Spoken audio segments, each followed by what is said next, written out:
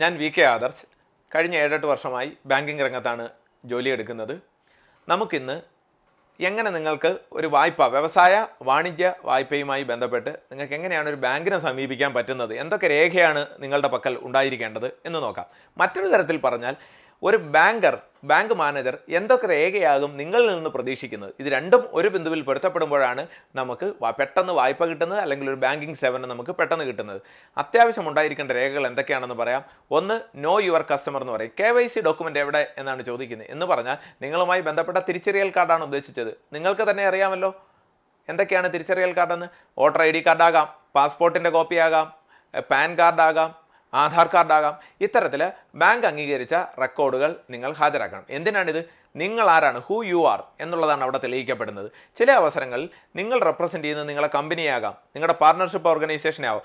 അങ്ങനെയുള്ള അവസരത്തിൽ ആ പാർട്ണർഷിപ്പ് ഓർഗനൈസേഷൻ്റെയോ കമ്പനിയുടെയോ ഡീഡോ അല്ലെങ്കിൽ അതിൻ്റെ രജിസ്ട്രേഷൻ്റെ ഡീറ്റെയിൽസോ അതിൻ്റെ പാൻ കാർഡോ ഒക്കെ ആയിരിക്കും ഒപ്പം ഹാജരാക്കേണ്ട വിവരങ്ങൾ. ചുരുക്കം പറഞ്ഞാൽ കമ്പനി എന്താണ് എന്നറിയാനും നമുക്കിതേ KYC ഉപയോഗപ്പെടുത്താം. രണ്ടാമതായി നിങ്ങൾക്കുണ്ടായിരിക്കേണ്ടത്, നിങ്ങൾ തുടങ്ങാൻ പോകുന്ന വ്യവസായം അല്ലെങ്കിൽ നടത്തിക്കൊണ്ടുപോകുന്ന വ്യവസായം, വാണിജ്യം, വ്യാപാരം എന്തുമാകട്ടെ, അതിൻ്റെ സ്റ്റാറ്റ്യൂട്ടറി രജിസ്ട്രേഷൻ. പഞ്ചായത്തിൽ നിന്നോ ഗവൺമെൻറ്റിൽ നിന്നോ ആ വ്യവസായത്തിന് എന്ത് രജിസ്ട്രേഷനാണോ നിഷ്കർഷിക്കുന്നത് അത് നിങ്ങളുടെ പക്കൽ ഉണ്ടായിരിക്കുക. അതിൻ്റെ ഒരു കോപ്പി മാനേജർക്ക് ഹാജരാക്കുക. മൂന്നാമതായി ഉണ്ടായിരിക്കേണ്ടത്, നിങ്ങളുടെ പക്കൽ ഒരു പ്രോജക്റ്റ് റിപ്പോർട്ട് ഉണ്ടായിരിക്കുക. എന്ത് പദ്ധതിയാണ് ഞാൻ തയ്യാറാക്കുന്നത്, എന്തിനു വേണ്ടിയാണ് ഞാൻ നിങ്ങളുടെ മുന്നിൽ നിൽക്കുന്നത്, അതിന് ആ പ്രോജക്റ്റ് റിപ്പോർട്ടിൽ എന്തൊക്കെ ഉണ്ടെന്നുള്ളത് നമ്മൾ വേറൊരു എപ്പിസോഡിൽ വളരെ കൃത്യമായി വളരെ സമയമെടുത്ത് നമുക്ക് സംസാരിക്കാം. പക്ഷേ ഒരു ഏകദേശ രൂപം തരാം. എവിടെയാണ് വ്യവസായം അല്ലെങ്കിൽ വാണിജ്യം തുടങ്ങാൻ പോകുന്നതെന്നുള്ള വിവരം അതിൽ വേണം. എന്തൊക്കെ ആവശ്യത്തിനാണ് പണം ആവശ്യമുള്ളതെന്ന് വേണം. എന്തൊക്കെയാണ് അവിടെ ഉൽപ്പാദിപ്പിക്കുന്നതെന്ന് വേണം.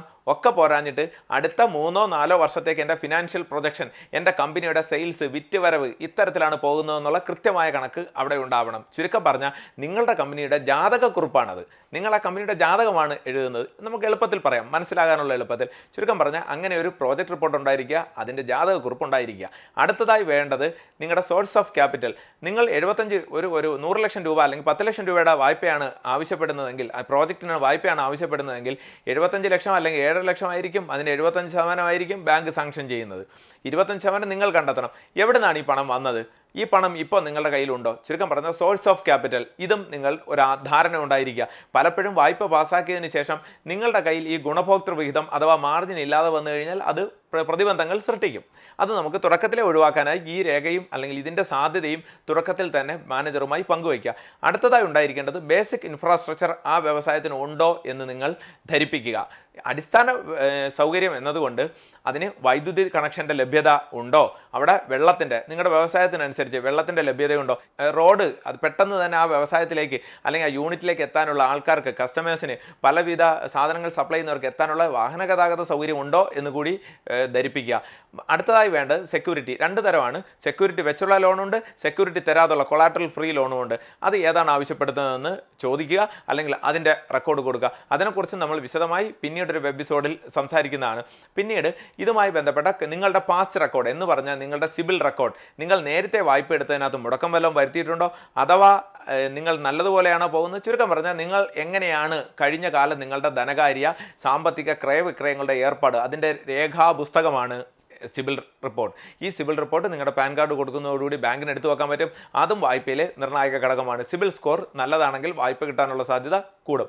അവസാനമായി നിങ്ങളെക്കുറിച്ചുള്ള ഒരു ഡ്യൂ ഡെലിജൻസ് എന്ന് പറഞ്ഞാൽ നിങ്ങളെപ്പറ്റി 2-3 ആൾക്കാരോട് അന്വേഷിച്ച് തയ്യാറാക്കുന്ന ഒരു റിപ്പോർട്ടാണ്, ബാങ്കർ തയ്യാറാക്കുന്ന റിപ്പോർട്ടാണ്. ഇത്രയുമാണ് ഒരു ബാങ്കറെ സമീപിക്കുമ്പോൾ ബാങ്കർ നിങ്ങളിൽ നിന്ന് പ്രതീക്ഷിക്കുന്നതും നിങ്ങൾ ബാങ്കർക്ക് കൊടുക്കേണ്ടതുമായ രേഖകൾ. ഇത്രയും ഉണ്ടെങ്കിൽ ഒരു വായ്പ പ്രോസസ്സ് ചെയ്യുന്നതിൻ്റെ, വായ്പ പരിശോധിച്ച് തുടങ്ങുന്നതിൻ്റെ ആദ്യപടി പൂർത്തിയായി. ഒരു നല്ല തുടക്കം എന്ന് പറയുന്നത് ഒരു 50% വായ്പ കിട്ടിയത് പോലത്തെ തുടക്കമാണ്. അപ്പോൾ നമുക്കൊരു നല്ല തുടക്കം ഇവിടെ ആരംഭിക്കാം. ഇതുമായി ബന്ധപ്പെട്ട ഓരോ വിഷയത്തിലും നിങ്ങൾക്ക് കൂടുതൽ സംശയം കാണും, അത് താഴെ കമൻ്റായി രേഖപ്പെടുത്തുക, അതും അല്ലെങ്കിൽ മെസ്സേജ് ആയി രേഖപ്പെടുത്തുക.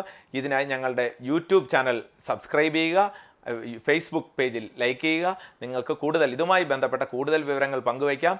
ക്രിയാത്മകമായ വിമർശനങ്ങളും ക്രിയാത്മകമായ സഹകരണവുമാണ് ഈ ധനകാര്യ സാക്ഷരതയിലെ നിർണായകമായ കണ്ണി.